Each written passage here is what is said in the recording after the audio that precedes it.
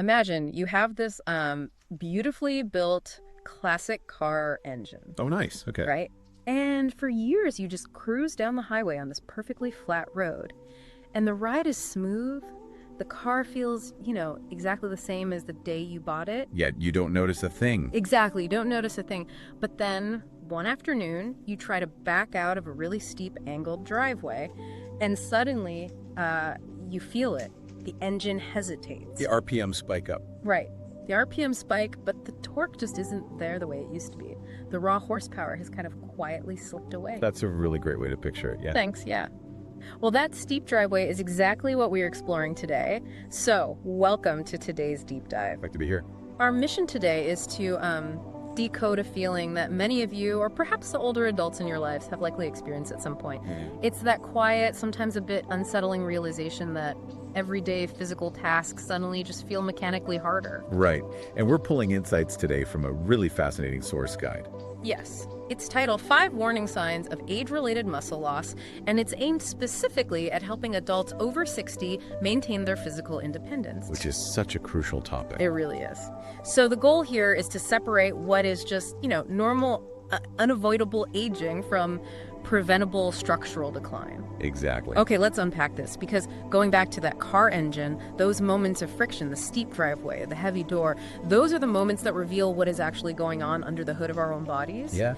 We are talking about the loss of horsepower. Right. And the medical term for that loss of horsepower is sarcopenia, which it literally translates from Greek as poverty of flesh. Oh, wow. Poverty of flesh. That's intense. It isn't just the age-related involuntary loss of skeletal muscle mass and strength. But, it is crucial to establish right up front that exploring this isn't about inducing panic over getting older. Right, because aging is a biological reality. Everyone ages. Exactly. But what the source material highlights so clearly is that sarcopenia is a recognizable, highly measurable, and this is key, immensely manageable condition. So it's not just a given. No, it is not an automatic, irreversible life sentence of physical decline. The greatest danger we face isn't necessarily the muscle loss itself. What is it then? The danger is the cultural assumption that we just, we have to accept this weakness without question. Oh, right. Like it's just the tax we pay for adding candles to the birthday cake. Precisely. We assume I'm getting older, so everything is supposed to hurt and I'm supposed to be weak. Yeah, we just accept that narrative completely. Ugh. Well, if we look at where this decline first really makes itself known, we have to look at our relationship with gravity. Okay, yeah. We are talking about the lower body foundation, because the very first indicator the guide points out is the amount of effort it takes just to stand up. Right. And it gets very specific. It's not just feeling stiff in the morning. It's finding yourself having to physically push off the arms of a chair before you can get to your feet. The clinical world often refers to this as the chair test. And it's so important because it isolates the largest muscle groups in the human body, your quadriceps and your glutes. The really big engines. Exactly. Because standing up from a seated position is a massive mechanical effort. You are taking your entire body weight and defying gravity from a dead stop. Right. You need You momentum. need explosive force. Now, skeletal muscle is generally made up of 2 types of fibers. Okay. You have your slow twitch fibers, which are for endurance, and your fast twitch fibers, which are for explosive power. Like a sprinter bursting off the starting line. Exactly like a sprinter. As we age, those fast twitch fibers atrophy much more quickly than the slow twitch ones. Oh, really? I didn't know they atrophy at different rates. Yeah, they do. So when you try to stand up, your brain is sending the signal for explosive power, but the fast twitch fibers are severely depleted. So the legs literally cannot generate the upward thrust on their own anymore. Right. And if you cannot propel yourself upward without the assistance of your upper body pushing down on those armrests, It's a glaring indicator. it's a glaring indicator that the fast twitch foundation is losing its structural integrity. Wow. Which perfectly explains the mechanics of the next indicator the guide brings up, even though it manifests entirely differently. Because we go from the explosive force of standing up to the sustained rhythm of walking. Right. The source asks you to pause and think back 5 years. Did you naturally walk faster? Are you walking significantly slower today to get to the same places? It's a very revealing question. It is, but I actually have to push back on this one a little bit. Oh. Because walking slower feels incredibly subjective to me. Like if I'm just taking a little more time to get down the driveway to check the mailbox, why is that a massive red flag? Oh. I mean, I'm not in a rush. As we get older, couldn't this just be the body entering a natural, like, power-saving mode? Power-saving mode, I like Yeah. that. Why burn the extra energy if I don't have to? Is a slower pace really a sign that the structural foundation is actively weakening, or is it just a psychological shift in how we pace ourselves? What's fascinating here is how incredibly adept human beings are at adapting to our own physiological limitations. What do you mean? We normalize these biological changes so quickly that we convince ourselves it is merely a preference. Ah, So to address your point directly, no, it isn't just a harmless power-saving mode. The issue is that we subconsciously start masking the symptom instead of addressing the root cause. so I'm fooling myself, basically. Kinda, yeah. If you naturally walk slower, it's because your diminished fast twitch fibers can no longer effortlessly generate the stride length and the push-off force required for a brisk pace. But I don't think about it like that. Exactly. You don't consciously think, oh, my quadriceps are weak. You just think, I prefer to take my time. Wow. So we mask the decline with the narrative of a leisurely pace. Right. But the underlying biological reality is that weakening leg muscles create a profound structural vulnerability. I mean, they are the shock absorbers and stabilizers for your entire frame. And the guide points out that this specific decline is directly correlated with a higher risk of falls, right? Highly correlated. The good news, though, is that gentle strength exercises and regular deliberate walking can actually recruit and maintain those muscle fibers over time. So you can fight back. Yeah, you can force the body to adapt to resistance rather than adapting to weakness. That is so interesting. We literally change our daily habits to hide the fact that the engine is losing horsepower. Right. We just drive slower so we don't hear the engine struggle. That's exactly it. Okay, so we've looked at the gross motor mechanics of the lower body. Let's pivot to the upper body now. Okay, let's do it. Because the source points out that the ultimate testing ground for our physical independence isn't necessarily the gym or even a steep flight of stairs. Where is it? It's the kitchen. Ah, yes. The kitchen. Right. Which brings us to a struggle that feels highly localized. Having trouble opening jars or noticing that a standard bag of groceries suddenly feels incredibly heavy. Yeah, a very common realization. And the source notes that doctors specifically look at grip strength like the simple act of squeezing a dynamometer because it acts as a reflection of overall muscle health. It does. And here's where it gets really interesting. I am just fascinated by this concept. Uh-huh. The idea that something as small and localized as the muscles in your hands and forearms, gripping a jar lid, can act as a systemic mirror reflecting the health of your entire muscular network. It really is incredible. It is arguably one of the most remarkable biological proxies we have in human physiology. Why is that? How does it connect? Well, grip strength isn't just about the localized muscle tissue in your hands or your forearms.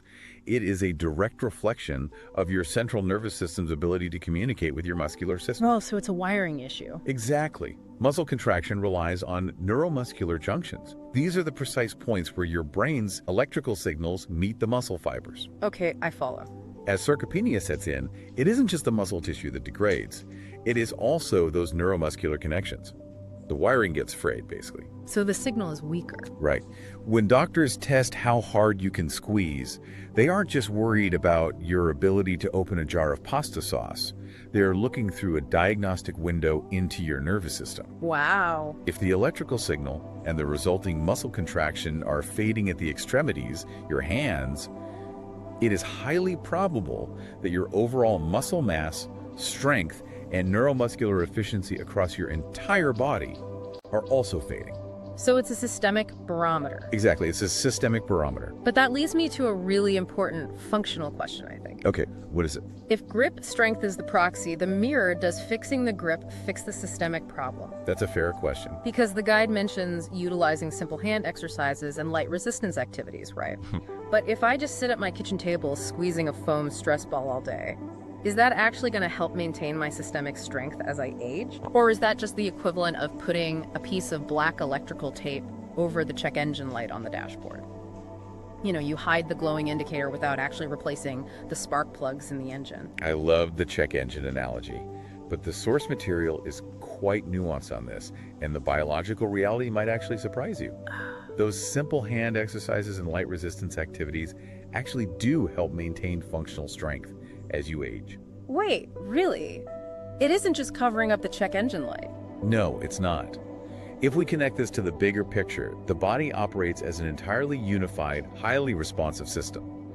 By engaging in light resistance activities, even localized ones for your hands and arms, you are actively firing those motor neurons. You're keeping the wiring active. Exactly. You are forcing the central nervous system to keep the wiring intact. You are sending a biological demand to your body, saying, hey, I still need this tissue, keep repairing it. Okay, that makes sense. Now, obviously, squeezing a stress ball won't magically hypertrophy your leg muscles.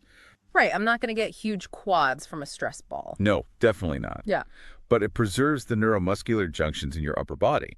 And that preserves your functional independence, which is vital for carrying those groceries, opening doors, or catching yourself if you stumble, without needing to ask for help. So the body basically operates on a strict use it or lose it policy. Exactly. Use it or lose it. You have to actively send the neurological signal that the muscle is still required for survival. Yep. Okay, so we've talked about raw, momentary force, recruiting the fast twitch fibers to push out of a chair once or twisting a jar lid once. Right. But the guide then shifts to something that feels a bit more, I don't know, insidious. And that is the drain on our cellular energy, the loss of stamina. This is a huge piece of the puzzle. It moves us beyond just muscle mass and into endurance, bringing us to the warning sign of feeling unusually exhausted after climbing only a few stairs. And the operative word there is unusually. Right, because stairs are hard for everyone. Exactly. The guide acknowledges that climbing stairs is biologically taxing for anyone. But if a small number of steps leaves you completely winded, your heart racing, and just deeply fatigued, Oh, there's an issue. yeah, it means your muscular and cardiovascular systems are working at maximum capacity to perform a baseline function. And why does that happen? This goes down to the cellular level, specifically the mitochondria. Ah, the powerhouse of the cell. You remember biology class? Yes. Yes, the microscopic powerhouses inside your muscle cells that generate energy. Sarcopenia is often accompanied by mitochondrial dysfunction. So they just don't work as well. Right.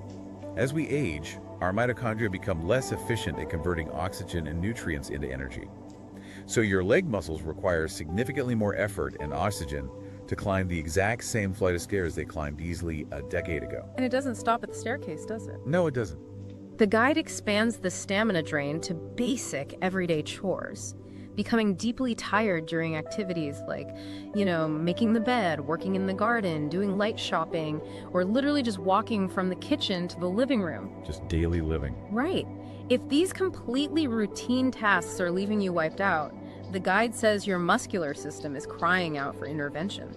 And I have to say, this particular symptom feels uniquely demoralizing. Oh, absolutely. I think about it like an older smartphone battery. We all know how this goes.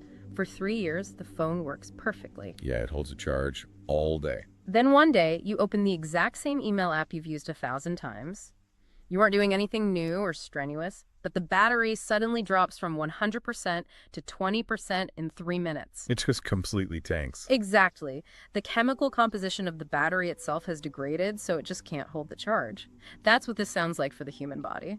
The cellular chemistry has changed, so just making the bed drains your biological battery to 20%. This raises an important question, and is really one of the most critical, often overlooked takeaways from the source material. What's that? We have to consider the severe psychological toll of this specific kind of cellular exhaustion. It messes with your head. It does. It is not merely about the physical muscles running out of ATP, the energy-carrying molecule. When simple, routine tasks like making a bed or walking across the living room completely wipe you out, it fundamentally erodes a person's confidence to exist within their own environment. Oh, man. Yeah, I can see that. And when you lose confidence in your physical capacity, human nature dictates that you start doing less. You just stop trying. Right. You stop going out to the store, you avoid the stairs entirely, you sit more. This creates a highly dangerous, accelerating feedback loop of inactivity. A feedback loop. Yeah. The less you move, because you lack confidence and energy, the faster your muscle fibers atrophy and your mitochondria die off. And the weaker the muscles become, the more exhausted you feel the next time you are forced to move. It's a downward physiological spiral. It is. Furthermore, as the guide explicitly states, this loss of stamina, combined with the loss of fast twitch stabilization we talked about earlier. The chair test stuff. Exactly. That combination directly and exponentially increases the risk of a catastrophic fall. That feedback loop is terrifying. You get tired, so you rest more, which signals the body to shed more muscle, which makes you even more tired the next time you stand up. It's a vicious cycle. But as we established at the very beginning of this deep dive, the mission here isn't to induce panic, it's to decode the biology so we can take action. Absolutely. And the guide outlines a specific counterattack. So what does this all mean? How do we chemically and physically break that feedback loop? We have to intervene. Right. The source lays out a proactive action plan, starting with staying physically active and doing those gentle strength exercises we discussed, but it pairs that movement with a critical nutritional component. Yes. And the intervention doesn't require becoming a competitive powerlifter, Thank goodness. The guide specifically points to gentle resistance training and regular walking to force the neurological adaptation we talked about. But, and this is the key, you have to give the body the materials to rebuild. Nutrition. Which brings us to nutrition. Specifically, eating a balanced diet with a significantly higher intake of quality protein, assuming that is appropriate for your individual kidney function and overall health. Why protein specifically? Here's the biological mechanism. Yeah. As we age, our bodies develop something called anabolic resistance. Anabolic resistance. Okay, what is that? This means an older adult's body is far less efficient at synthesizing dietary protein into new muscle tissue. Oh, so the same amount of food doesn't do the same job? Exactly. A 20-year-old might eat 20 grams of protein and trigger a massive muscle-building response. But a 70-year-old might need 35 or 40 grams of protein in a single sitting to trigger that exact same biological response. That's a huge difference. It is. Protein provides the essential amino acids that act as the literal building blocks for muscle fiber. Combining an increased protein intake with the mechanical tension of physical activity is the only proven way to overcome anabolic resistance and support muscle strength over the long term. Wow. Okay, I want to pause on a really important medical caveat the guide provides, which you just seamlessly wove in there with the assuming that is appropriate for your individual health line. Yes, that's crucial. The guide makes it abundantly clear that experiencing these warning signs, struggling to push out of chairs, a slower walking pace, a weak grip on jars, stair exhaustion, and daily chore fatigue, all of that does not automatically mean you just have sarcopenia. No, it doesn't. They point out that many different potentially serious health conditions can cause these exact same symptoms. It is a vital distinction to make. Sarcopenia is one highly probable explanation for age-related decline. But systemic fatigue, weakness, and neurological sluggishness can be indicators of cardiovascular disease, neurological disorders, metabolic issues, or even simple vitamin deficiencies. Right, it could be a lot of things. Exactly. And that is exactly why the source insists that it is non-negotiable to speak with a healthcare provider if you notice persistent, unexplained changes in your strength, balance, or mobility. You can't just diagnose yourself on the internet. You really can't. You need a medical professional to run the labs, rule out other pathological conditions, and confirm that aggressively adding protein or starting a new resistance routine is biologically safe for your specific metabolic profile. So we have to process this information as an early warning detection system, not a definitive self-diagnosis. Well said. If you are listening to this right now and you notice your parent or grandparent struggling to carry the standard grocery bags into the house, or if you watch them at a restaurant needing to firmly plant their hands on both armrests to push themselves up from the table, how should you view that moment? We shouldn't just wave it off and ignore it as, well, they're just getting older, right? Precisely. You should view it as a highly actionable biological observation. The core message synthesized in this guide is wonderfully empowering, honestly. It is. Growing older does not mean you have to surrender your physical independence.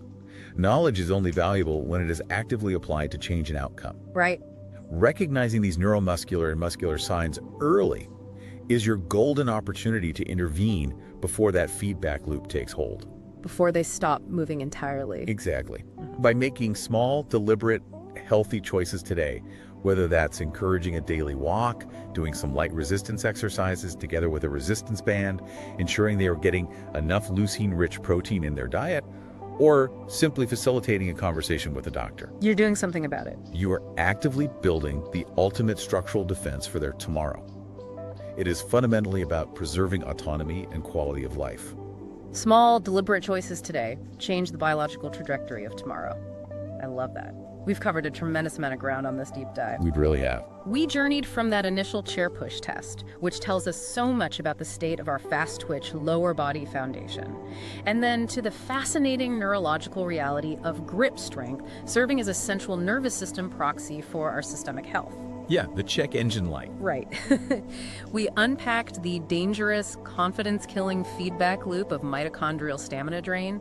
And finally, we looked at the incredible regenerative power of proactive resistance, fighting anabolic resistance with proper protein and breaking the cycle. It's all connected. It is.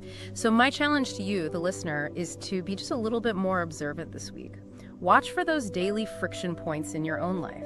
Pay attention to how your muscles feel walking up that first flight of stairs, or the amount of neurological effort it takes to open that new sealed jar of peanut butter. Yeah. And keep a loving, analytical eye on the older adults in your life, too. Notice how they are moving through space. And as you observe those movements, I'd like to leave you with one final thought to consider. Okay, let's hear it. We've discussed at length how simple everyday actions, like our baseline walking speed or how tightly we can grip a piece of plastic, serve as highly accurate barometers of our internal biological age. Right. It makes you wonder, if those small, seemingly insignificant actions reveal so much about our cellular health and our nervous system, what other tiny, completely automatic micro-movements are we performing every single day that are secretly broadcasting the true state of our physical health? Completely unnoticed by us, but quietly reflecting the exact horsepower left in our engines. Wow. That completely changes how you look at every single step you take or every door you open. Thank you all for joining us on this deep dive. Stay curious, stay active, and we'll catch you on the next one.